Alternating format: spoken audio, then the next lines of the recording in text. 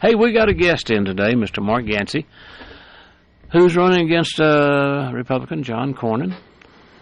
And glad to have you, Mr. Yancey. Thank you. Thank you very much, Jim. It's a pleasure to be here. Tim, I'm not too far from you. I'm a neighbor not too far away from you.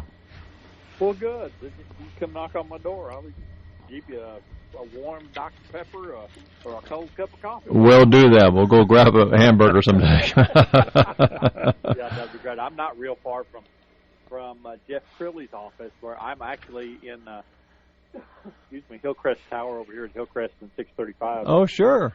My office is, so sure. I'm just not too terribly far from there, and we're really tickled to have you today. Appreciate you reaching out and having Jeff give us a call, and we want to hear all about your candidacy and what direction you want to go, and I'm sure Jim will take over there in the studio and see what we can do. And if I have a question, I'll pop in here. Absolutely. We just want to know a little more about you, where you're from, what you do, and all of that, and then we'll start asking some questions. Sure. So, well, first of all, thank you, Tim and Jim, for having me on your show. So I've been in Dallas, or Texas rather, for almost 35 years. I'm married for as many years, have two grown daughters. One's 28, works at PISD, Plano Independent School District, of which Tim would be familiar with. And then I have a senior that's graduating this year from West Point. And, really? Well, congratulations. Yeah, and I think you also were in the service, I think, as well. I was in the service. Yeah. Yes. Thank you for your service, thank you, Jim. So we're looking forward to having her. She graduates in May, and she branched, Jim, as you would understand, the military intelligence. So she's going off to do that in Arizona. And a lot of times we didn't call it intelligence back in the day. But yeah, someone told me the other day, I said military intelligence. They said, well, that's an oxymoron. That's an oxymoron. That's right. Maybe not so bad now, but back in the day, second lieutenant with a map was real scary, I can tell you that for sure. That's funny. So I've been, I grew up in the financial services area. We built three, not just myself, but 4 other individuals and myself. We built 4 financial services firms, and these are asset management firms that really manage equities, long only equities. Mm-hmm. So it was pretty simple stuff. We didn't get into esoteric type of investments. These were very concentrated portfolios of long only equities, and we did that. And we did for 30-something years, and then I started my own company in the M&A space in the financial services area, and so we do mergers and acquisitions in the financial area, non-banking type stuff. So anything that's related to asset management, we'll get involved in, and we really stay down below the radar. We can't compete with the likes of Goldman Sachs and so forth, nor do we want to. So you want to, yeah. I think so. We want to stay down kind of below the radar, and we do that. We do quite well at it. Well, so you've got a very, very varied background.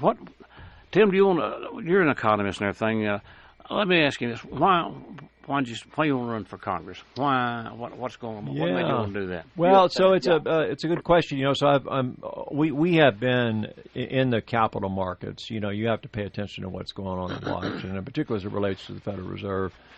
And we started noticing back, and really in the George W. Administration, which is also a neighbor of Tim and I, which a few miles up the road, that there seemed to be kind of some undue, I guess the proper phrase would be kind of pressure on the Federal Reserve. Now, as we all know, the Federal Reserve really has nothing to do with the three main branches of the government, but we saw that there was some for lack of a better term, kind of pressure kind of put on, which direction rates were going up and down the yield curve, and so started paying close attention to that, and one thing led to another, and then when Kay Bailey Hutchison resigned from her seat, I paid close attention to that, and in fact knew about Mr. Cornyn. And Sam Johnson appointed my daughter to West Point, but Senator Cornyn had a reception for there were about 10 in the area in the Metroplex. They were going to either to Annapolis or to West Point. And he had a reception for him. I got a chance to meet Senator Cornyn and a nice guy. So we've been. I've kind of kept my eye on Mr. Cornyn and Cruz. He's cruising his second term. Mr. Cornyn, as you know, is running for his fourth term, and so I've noticed in the last decade or so that Mr. Cornyn has lost touch with his constituents, and I think, in my judgment, the most important thing that a sitting senator can do is be attentive to his constituents, look out for the best interest for the state, talk to all. There's 28 million people in the state of Texas, right? And we saw his behavior, particularly over the last 6, 7, 8 years, change. So we started thinking about what we wanted to do, if anything, as it related, because I'd always had my eye on kind of whether it was going to be something local, sure, or something national. And then I a friend of mine that lost a race in 2018 by the name of Pete Sessions says, "Hey, you ought to keep your eye on this and see how this goes with Mr. Cornyn." And then we listen, his approval rating now in the state is down around the 35% rate. Those are public polls, and and there's another 30% that are kind of undecided and don't really understand kind of which direction to go with Mr. Cornyn. So if you take two-thirds of the people that are voters, not all 28 million are voters, but if you take the voters and take two-thirds of them, that's quite a void. And so we decided to capitalize on that, and that got me in the race. And so my interest is I think that if you look at any of my information on my website or my Facebook or term limits, I think it's extraordinarily important that people not use Congress as a second home. And they've done that. So we don't have to mention the names up there. We know who they are, and so that. You're talking about draining the swamp. Is that what you're? Continue to drain the swamp, but these people need to move out, right? And so I'm under no illusion. I've been doing this for 5 months that we were going to get a 2/3 vote on the floor for term limits. That's not going to happen. But I tell you what's. It sounds good in rhetoric. Well, here's the way. Here's the way it may work, though. Is that Senator Cruz has also spoken about term limits. And our Congressman Jody Arrington has wanted to introduce the bill. Yeah, and so there's been discussion. And so, again, I in my opinion, I'm an outsider. I mean, I'm not inside the Beltway, so, but I still believe that's going to be very, very hard to get pushed to the floor. But there is Article 5 in the Constitution that through the Convention of States, which now is actually gaining quite a bit of momentum with quite a few signatures. I don't know the last count, but it's quite substantial.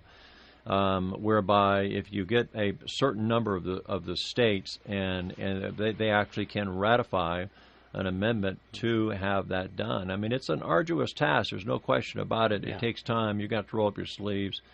And it's Jim. It'll take some time to get done. But to me, the core objective there is that because Washington has become so politically charged, so partisan. We see Senator Cornyn, that's caught up in so much of that. He seems to almost enjoy that. But that's not really what our founders had in mind. As for people, to run these kind of sham impeachment deals where they spend so much time and effort and money.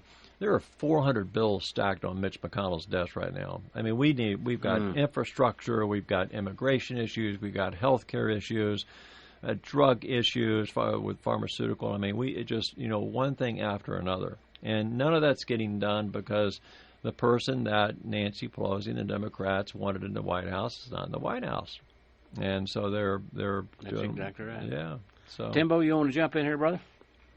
Well, no, and I think I'm just listening because it's fascinating, and it's just what it's building is a story, for Mark to step into a spot like this, especially with his business experience. And Mark, it's kind of funny. We do need to sit down and visit here face to face, just because I'm sure our paths have crossed in years past. If we haven't, they should have. Yeah. Well, you can make it happen. You know how to make that happen, don't you? Yeah. Yeah, I'm a half a block from Preston and Arapahoe. I can meet somebody anywhere. I know where you are. I know where to find you. I know Mr. Curley knows where to find you too.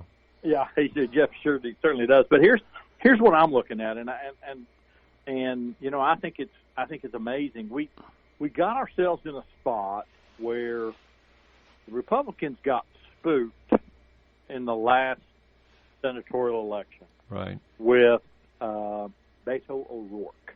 Yeah, and that, you know, he actually, I think, had people scared to death. Yeah, you got that right. There was an opportunity for him to beat Ted Cruz.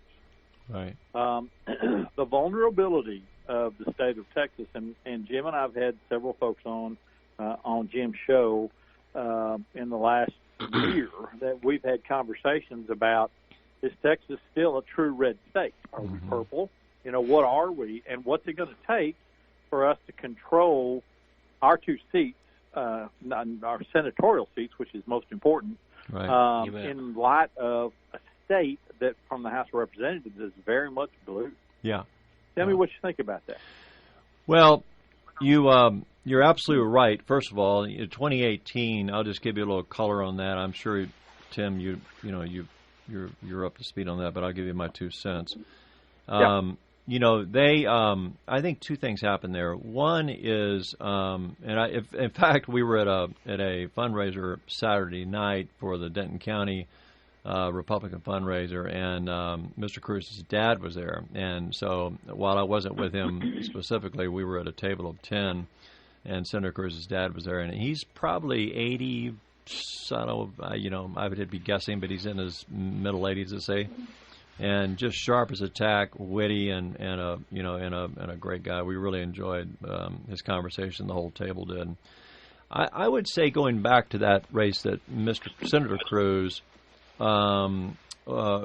materially underestimated Beto, and because absolutely, he started too late to battle him. So by the time he realized that Beto was bringing all this money in from California and from Jersey and New York and so forth. I mean, look, the guy spent $83 million, and Senator Cruz won that race by, what, 200 and something votes, 200,000 votes or something like that. Yeah. So I think it's a late start by by Senator Cruz not taking Beto seriously. And I think the other part of that, Tim, is that, listen, Beto, although what I'm about to say does not hold for today, but it did back then.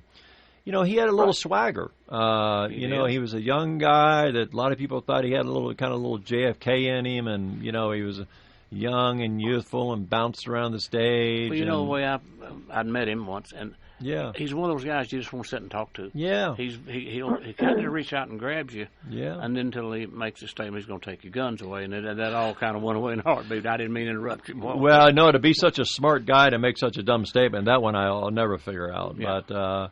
But listen, so to finish up on that, Tim, it is what it is. I think Senator, we're lucky to have that seat red, and have Senator Cruz there. I don't know Senator Cruz, but I happen to like him. He's kind of, met him several times.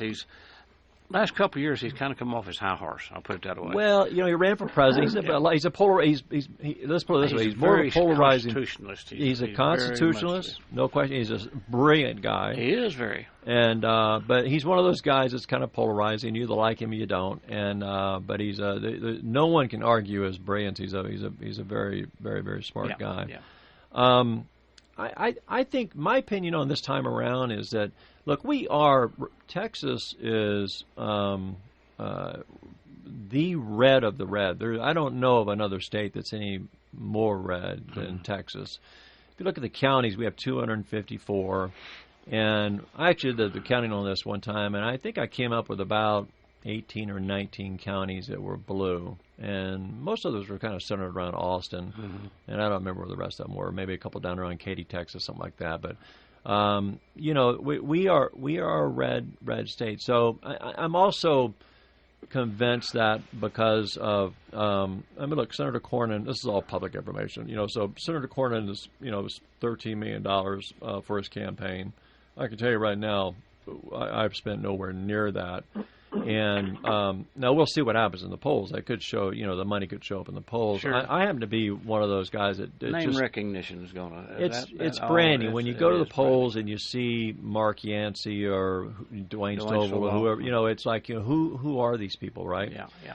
So I happen to believe that that money doesn't buy elections, and I think our friend on the Democratic side, Mr. Bloomberg's getting ready to find that out. I think you're exactly right. Yeah. Of course, you got how many? You got 11 or 12 Democratic. They had a debate last night. I think there's 12 or 13 of them. I think it's tonight, actually. I think it's tonight.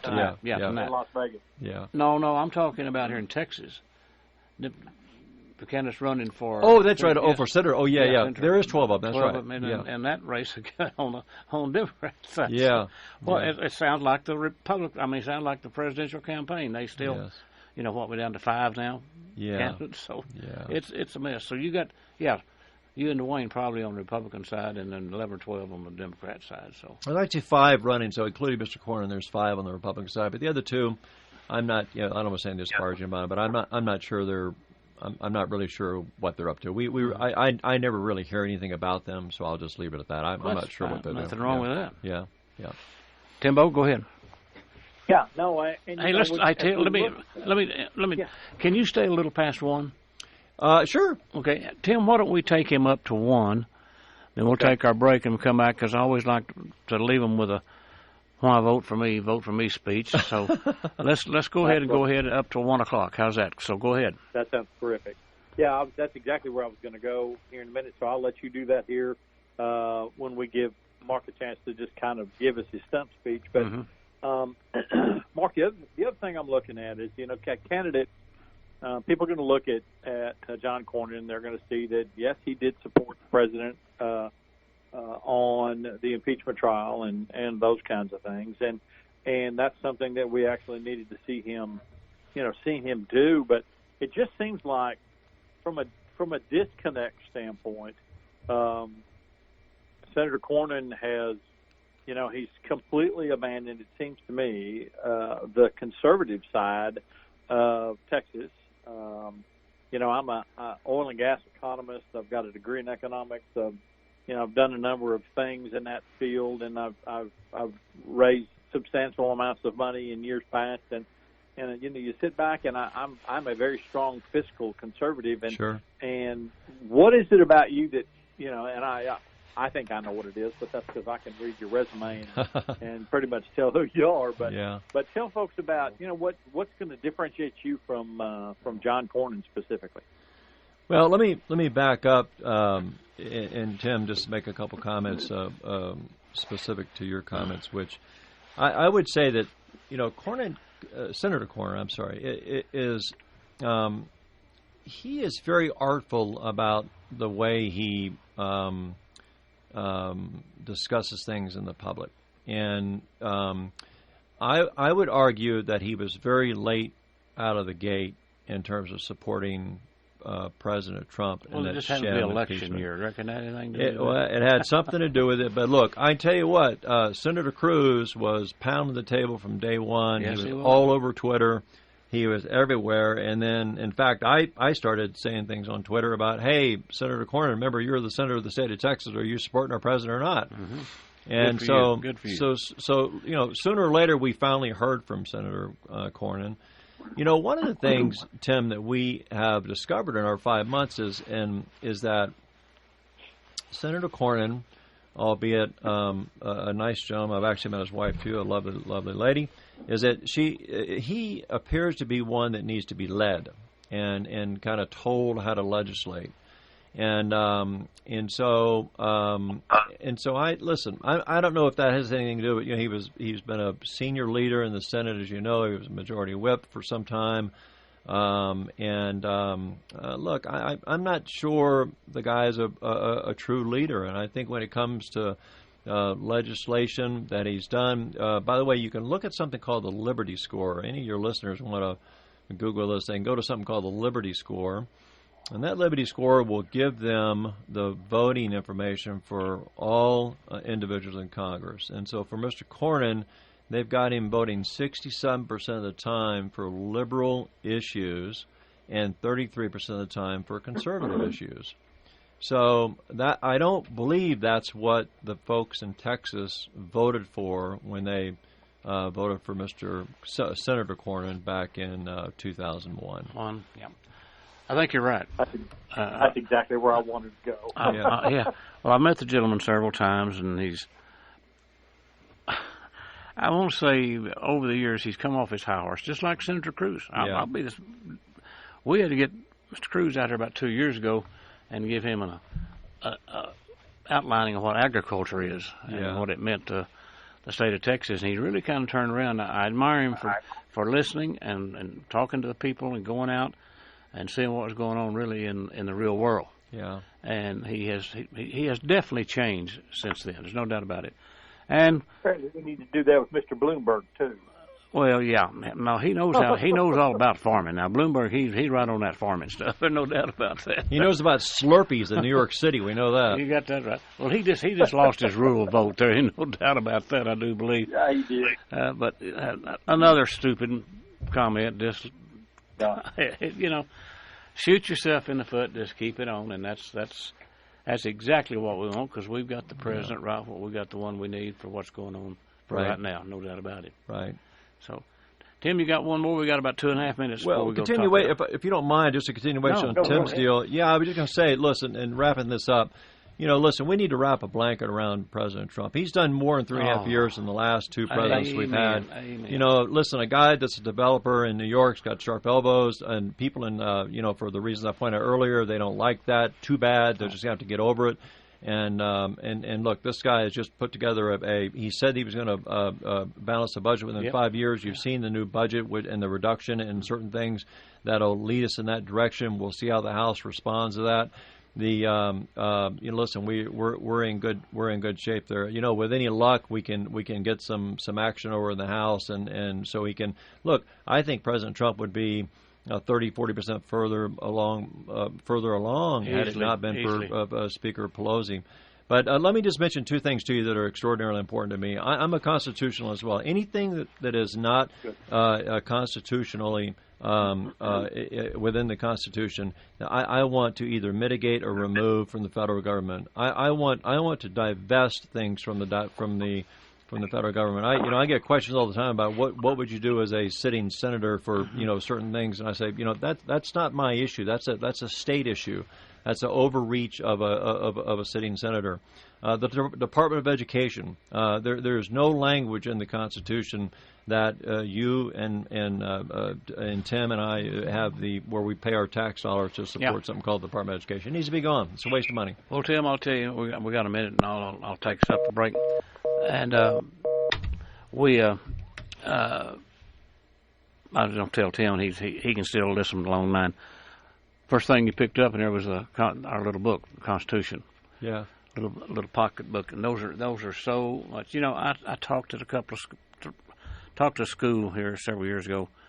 Talked to 4 classes, and most of them didn't have a clue about the Constitution. Yeah. And they were 8th graders. Yeah. Now, it's a little late going in school to learn about the Constitution. Yes. As far as I'm concerned. But anyhow, hey, glad you can stay for a little bit longer. We'll keep Mark Yancey with us till after the top of the hour and bring him back and let him do the vote for me speech. So go ahead and get it all planned up over there. All right. Thank you, Jim. We'll have Tim back on course, and then he'll have the markets for us at the end of the show. We're back with you folks here at AM 580 on the last portion of our show today. Outside in the Hub City, we're setting to 47 degrees. Should warm up to about 49 before it's all said and done. And then later this afternoon should see a turnaround. Tomorrow's high only 38 degrees, 20% chance of some moisture. And then 47 on Friday, and then the weekend looks like it's going to be in the 60s. Not too bad. Crazy weather the last 3 days. I'll guarantee you. Went from 70s to 30s just overnight. That's a pretty good turnaround for West Texas, but it's cold. Anyhow, light jacket and you'll be all right. 47 degrees, cloudy skies in the Hub City. Well, we're back with our interview and certainly appreciate our guest coming in today. Mr. Mark Yancey is running for Mr. John Cornyn's seat. And glad to have you. Timbo, are you there on the other line again? Yes, sir, I am. All right. Glad to have Timbo over there with us. So, anyhow, back to Tim. You want to ask him something before we get his vote for me speech? Absolutely. He's been over here taking copious notes about his speech, so we're excited. Yeah, I know. I know Mark's ready for that too. So I'll tell you one of the things that I thought was really kind of interesting, and if you need probably the most beneficial snippet that I got from today's interview with Mark Yancey is the Liberty score. I went and looked online, and you look at Conservative Review and it gives you the Liberty score. And just to tell you that right now, John Cornyn is a 33%. Is a 33. Yeah. He's 33% of the time he votes along conservative lines and votes with what we would assume would be the President of the United States. Right. Senator Cruz is an 80, which means 80% of the time he votes along conservative lines. So, Mark, where do you think you would stand with anything's better than 33%? But where do you think you would stand if you got elected and took over Senator Cornyn's spot? Well, Tim, I'm a true conservative. They put all these kind of ridiculous names. I don't like to call people names, but the rhinos and all those type of things. But I'll refrain from doing that. But that I'm not, and I'm a true conservative. I grew up in a conservative family of Republicans, and have true conservative bona fides. I'm pro-life, no exceptions. I'm pro-Second Amendment. I believe in the Texas conservative bona fides as written, and the Liberty score that you're looking at, if you go through that, if anyone cares to go through it with detail, I think constituents. The folks in Texas that really have an interest, I think they would be shocked to see some of the things that our Senator Cornyn has voted for that has led to the score that Tim just articulated. Yeah, you're right. I did exactly what you said, and I was looking at some of the bills that he favored or didn't favor, and just going against those people that elected him, and it's got to be more than just voting that. Down the impeachment in the Senate. You got to, we need to support not only the economy in the state of Texas, but what we're doing here. We drive a significant portion of the U.S. economy with our energy industry, Absolutely. And it's so very important that we preserve and protect that at all costs, because this economy, not only in West Texas and South Texas, and even some in East Texas. Though that's pared back a little bit, it drives where the U.S. is, and it's driving the world right now. It couldn't be more evident than what we've been dealing with the coronavirus and all the impact that we've seen with that. So I appreciate that, Mark. I can't wait to meet you in person here in Dallas. We'll go sit down and have a cup of coffee and visit, and that'll be just tremendous. I'd love to have you as a friend, my friend. I'm glad you're here. Likewise, Tim. And just to wrap up with on your commentary, the oil and gas industry in Texas, as most people know, that's a $70+ billion industry. It's huge. The Permian Basin has had its out here in this neck of the woods. It's had its issues. It's said it's down now, but it's been up before. We've had a lot of families invest a lot of money out there. We've had an enormous amount of bankruptcies. But listen, the oil and gas industry, we manufacture half the chemicals that are distributed throughout the country right here in Texas. And so listen, we need to fight for those type things. We haven't built a refinery that I'm aware of. Tim, you may know better, but in probably 25 years. Right? Yeah. And and that's the traditional refineries you're talking about. Yep. Absolutely. Yeah. And we'll have Mr. Todd Staples on the show with us tomorrow, Tim, myself, the president of the Texas Oil and Gas Association, so he'll be in here tomorrow, and we're looking forward to that. He's a great guy. I've known him for a long time. Good. Well, Timbo, I'll tell you, you're going to be impressed when you meet Mark. Great guy, seems like. Just an hour we had a chance to visit with him and down to earth, and Thank you. We like that, so you're going to have some choices this year. So get out. Main thing we like to tell people on our station, we visited, and Tim knows this, on a station in town that does this much all talk, political, try to get everybody on that's running, but get out and know what you're doing and be informed. Be informed voters and get out and vote. That's the main thing. Timbo, any quickly before I let you wrap up? Well, don't go because I want you to get to markets. But any quick question you'd like to ask him? Then we'll let him do the stuff. I would encourage after the primary and where we stand, and I'm hoping that Mark can get over that hump that's coming up in March, and then love to have you back, Mark, to expand this just a little bit farther, and as we look and see who your opponent is, and continue down that track.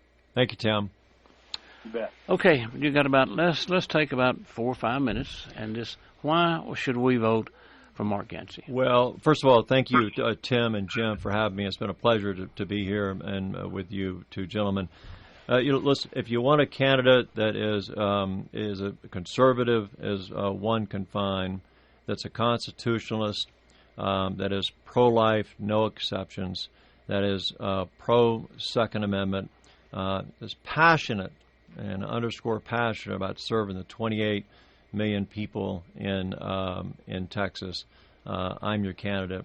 We have 8 senatorial offices around the state of Texas. I'm for shuffling those around and putting many of those in rural areas where a lot of people. I was in Snyder, Texas this morning, where there's 12,000 people there. I mean, I don't want to guarantee anything, but why not have an office there? Those people would love to see a Senator Cruz or a Senator Cornyn.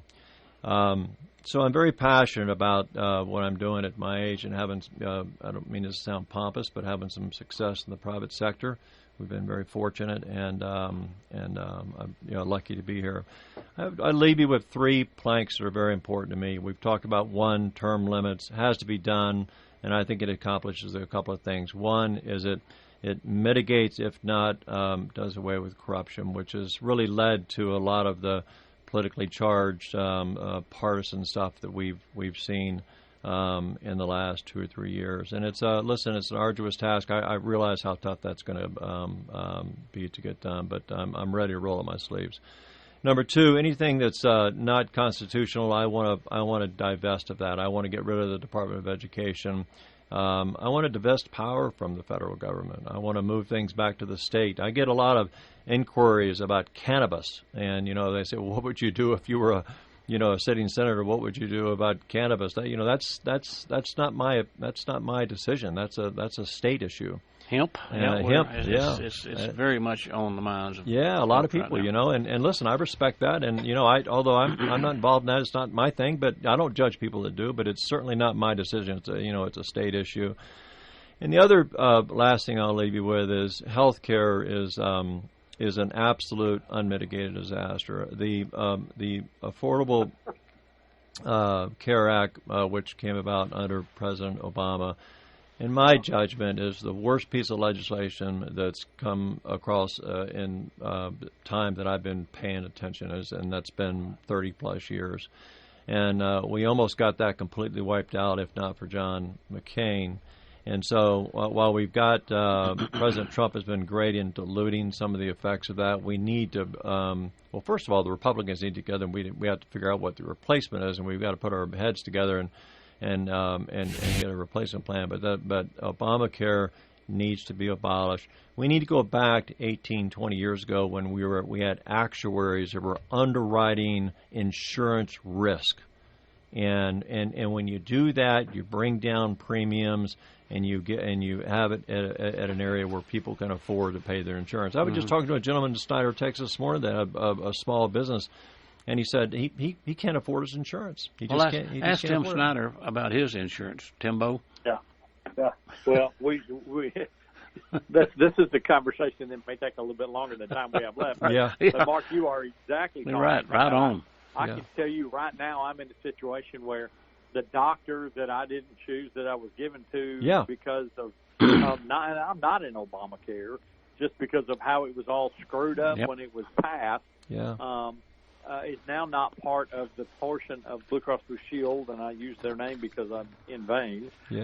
But he moved across the street, and now he's not part of, because he changed his address, he can't be part of what I was in. He sent a referral for me.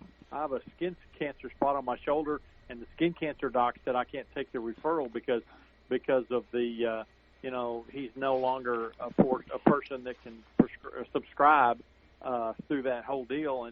I just drop through the cracks there, and I'm, it's I'll take care of it, and probably out of my own pocket. But the fact of the matter is, that ain't right. We have a problem, and I want Republicans in Washington D.C. to stand up exactly like you said, Mark, and say, folks, this isn't right, and we're going to get a new plan. John McCain's gone. Well, Tim, I know you being an economist, you're for free markets. I am too, and I like for market prices to be set by the market. I know you believe in that as well. Mm-hmm. But listen, when you have pharmaceutical companies and insurance companies, you just mentioned one of them, but I'll add Humana to that, Cigna, and United Healthcare. When they game the system, which I have been saying on the stump for 5 months, plus the pharmaceutical industry, which we are subsidizing for other countries, which they do regulate drug prices. I'm not for regulation, but when you have industries such as what I just mentioned, in my view, they're gaming the system, and as such, that's a detriment to the taxpayers, it's a detriment to Texans, and I intend to get in the middle of that. Good for you, buddy. Well, I'll tell you what, it's been good. It's been informative. We certainly appreciate you coming in, taking your time to visit with us, Thank you, Mark. Jim. It's always important. Like I said, we have talked to Dwayne Stovall. He was on the show a couple of weeks ago. Very nice guy. So he at least he talks like a Republican and got the ways, and you absolutely do also. And it's a pleasure to have you in here. Thank you, Jim. We're going to tell you good luck. Thank you, sir. And just get out and vote, folks. That's the main thing. Be informed and get out and vote. Jim is right about that. Anyone listening, whoever your candidate is, vote. That's absolutely. That is a right of yours. Go vote for the candidate of your choice. And here in Lubbock, it takes no time to go vote. Yeah. We've set up out a really nice. You don't stand in line. Maybe you might stand in line 15, 20 minutes. Most places. So and several post places to go vote. It's very handy. So get out and vote, folks. Mark Yancey, everybody, thank you so much. Good luck to you, and God bless. Thank you, Jim. Thank you, Tim. Timbo, we'll be back with you, brother. I'm going to pay a bill or two, and you'll have the markets for us, okay? Got 'em. Yes, all right, sir. buddy, stay with us. If you're looking at buying or